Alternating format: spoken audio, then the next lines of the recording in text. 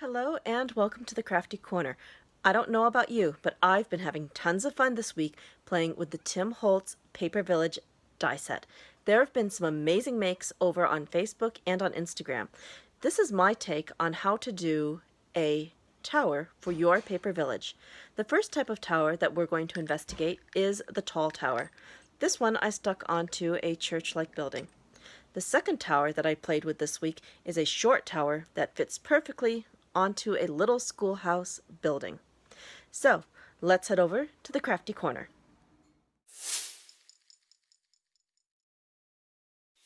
Today we're going to look at adding a bell tower to one of the little paper village houses. Now, I've already done one as an example. I turned the rectangular house base into a little schoolhouse, and we did that by adding on a tower piece. This is the tower piece on its own, but with a little bit of change we can make this into a tower. So let's go ahead and start die cutting our pieces for the tower. I'm going to bring my side kick over here, and we're going to set up our cutting pads. I've got some nice sticky grid on here to make sure our pieces don't move. Now, taking out the die set for the paper village, we're going to want the following dies. We're going to want the long skinny building. We'll want the roof that goes with it. And we'll want a circle. Or, if we want to go for a more bell tower shape, we could use this little window here. Let's go with that one. So I'm going to take my pad and I'm going to stick down my dies.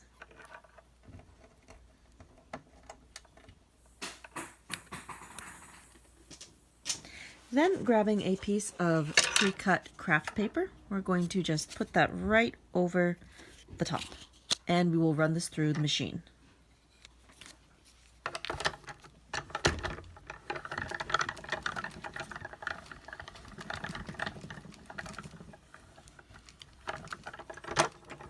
Good, and there's die cut number 1. So we'll just take this off here, set that aside, and we need to run through a second piece. I have another piece already lined up. Let's lay that down. I took the window out this time since we only need the window on one side of the building. And we'll run this one through the machine as well.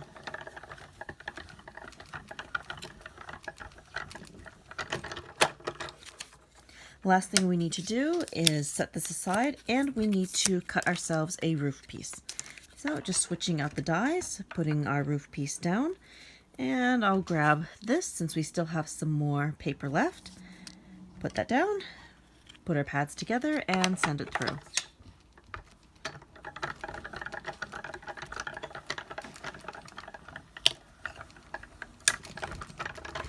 Good, now we have all of our pieces.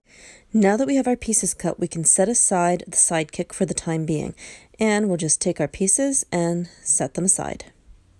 With the roof, I'm just going to fold this right in half. It's already nicely scored. Then I'm going to take the building.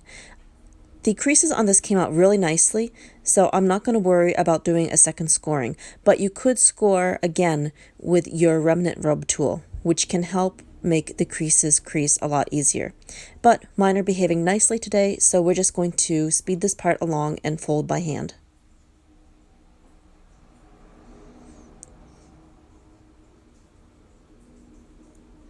I just want to make sure that all the tabs fold down nicely.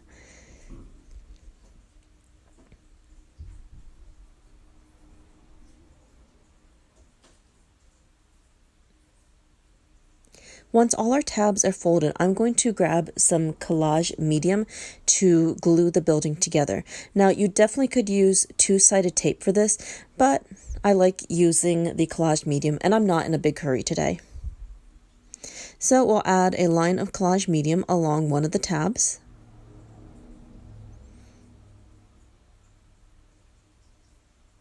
And then I'll give that a quick rub with my finger just to spread the collage medium out evenly.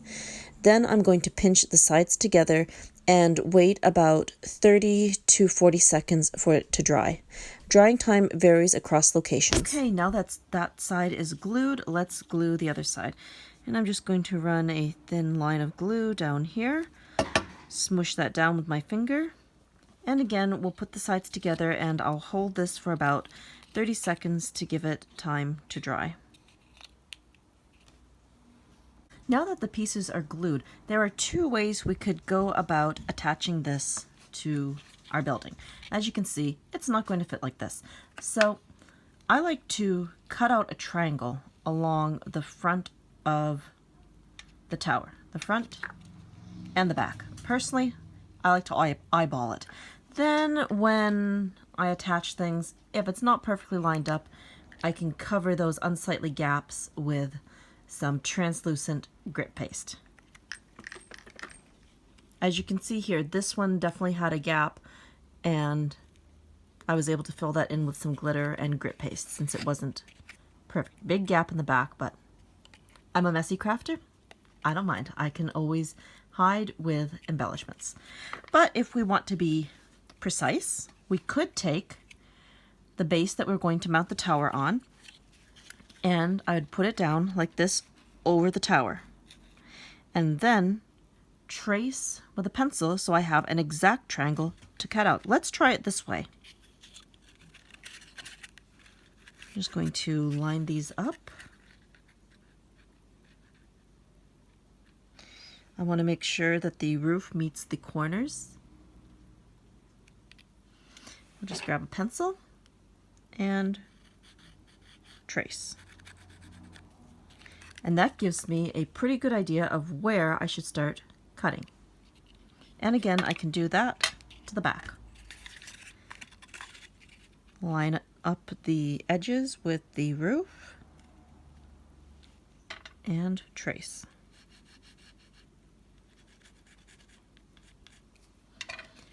Then I'll just take my tonic snips and cut.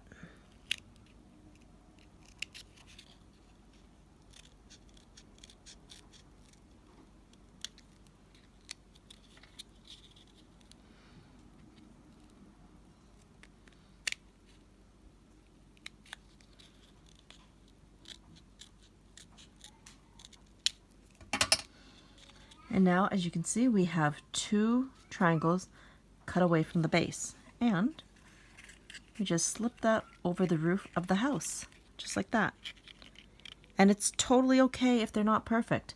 We can cover it up with grit paste, and even the glue is going to hide a little bit of uneven lines if there are some. Again, I can see that I've got more of a gap in the back. That's okay. We could trim it a little to try to make it fit better.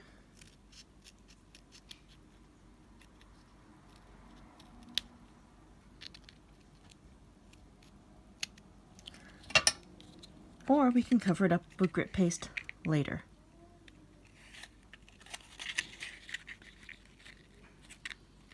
And just like that, we have a tower.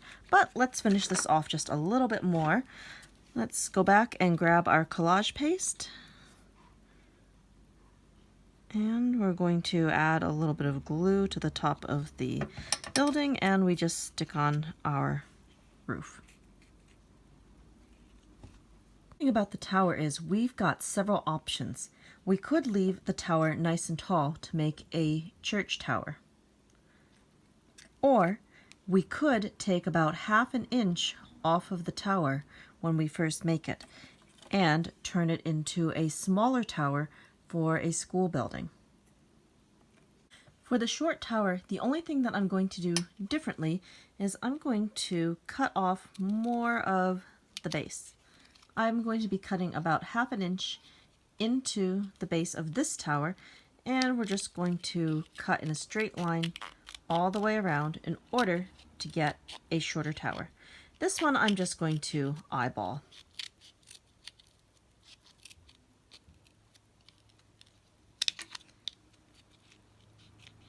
Okay. Now that I have my shorter base, we just need to cut another set of triangles. I'm going to eyeball these triangles this time. Just cutting a diagonal line up towards the center on one side, doing the same on the other. We'll flip it over and do the same on the back.